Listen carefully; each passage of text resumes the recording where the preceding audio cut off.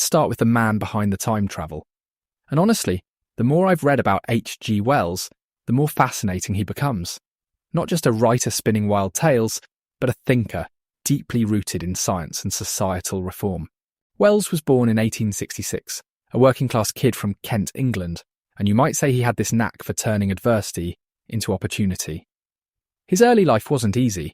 His family had its struggles, but the young Herbert George Wells, or Bertie, as they called him, wasn't one to sit back. Eventually, he found himself studying science under none other than Thomas Henry Huxley. Yes, Darwin's bulldog himself. Can you even imagine? It's like going to art school and getting Picasso as your teacher. And Huxley didn't just hand Wells the keys to the lab and say, have fun. He opened his mind to Darwinian evolution, this idea that, over time, changes in environment and competition shape life itself. Wells soaked it up, and you can see it echoing, everywhere in his work. But, and this is key, he didn't leave those ideas in the lab. Science wasn't just a profession for him, it was a lens, a way of understanding humanity and society. Wells once called his stories scientific romances, which honestly might be underselling them. They weren't just imaginative, they were bold hypotheses in disguise. What if, instead of society evolving forward, it crumbled inward? What if progress isn't inevitable but conditional? Something we have to fight for instead of just waiting for it to land in our laps. That's the thread running through The Time Machine. Wells wrote it in 1895.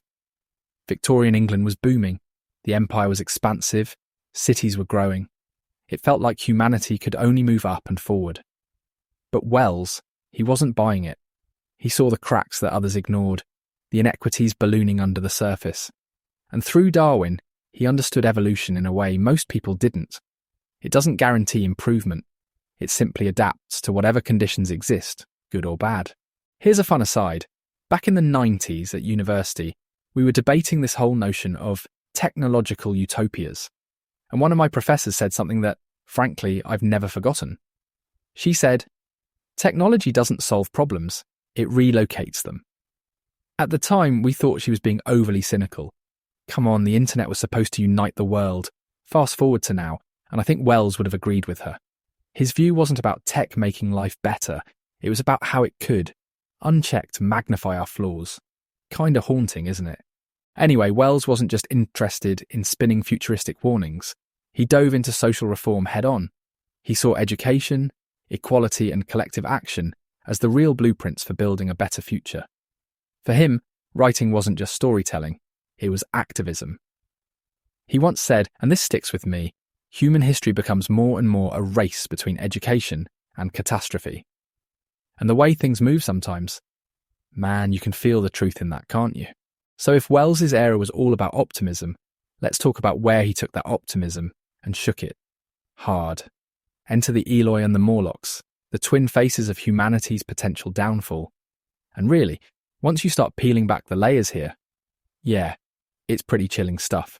The Eloi, let's start with them, are this surface-dwelling, almost childlike society.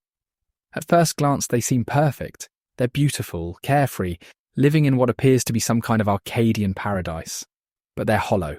No curiosity, no ambition, no grit. Wells likened them to carved figures on a tomb. Gorgeous but lifeless. They illustrate what happens when privilege and comfort take over completely. It's this haunting idea that when everything is too easy, we stop striving, stop evolving, stop being fully human. And then there's the other end of the spectrum. The Morlocks. If the Eloi are all surface, the Morlocks are all subterranean, literally and metaphorically. They're industrialized, mechanical beings. They keep the machines of the world running, but at a horrifying cost. They've become predators, feeding on the Eloi. It's this masterful inversion from Wells. The exploited working class consumes, quite literally, the idle elite. Now, the genius here is the way Wells uses evolution to, basically terrify us. These aren't human quirks we're talking about. They're adaptations. The Eloi and the Morlocks didn't just end up this way. They evolved based on the systems that shaped them. And when you think about how starkly Victorian class divides inspired these characters, doesn't it make you wonder what we're shaping today? Take the gig economy. It's a modern minefield, right? Workers providing critical services, food delivery, rideshare systems. but are often invisible, poorly protected, and yet essential. It's not a perfect analogy for the Morlocks, but there's a parallel there. Invisible labour propping up visible comfort. And I think about essential workers during crises like the pandemic. While many could stay safe behind walls of privilege, these people kept society functional. Yet, how often do we give them more than a passing thought?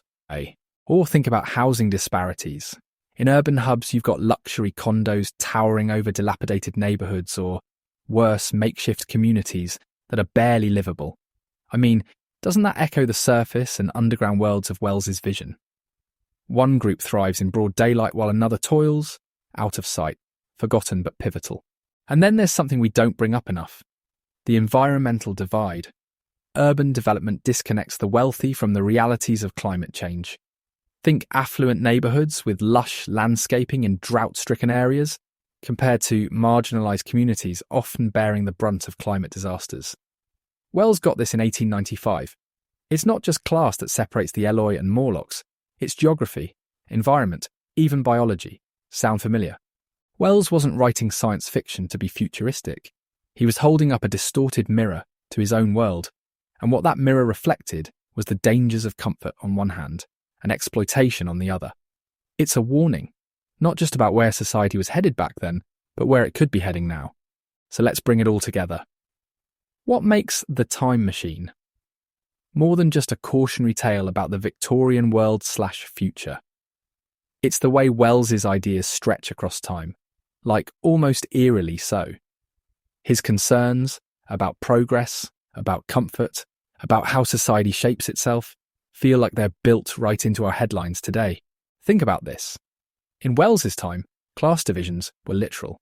The aristocrats had their manors and their grand estates, while workers were down in the mines and factories.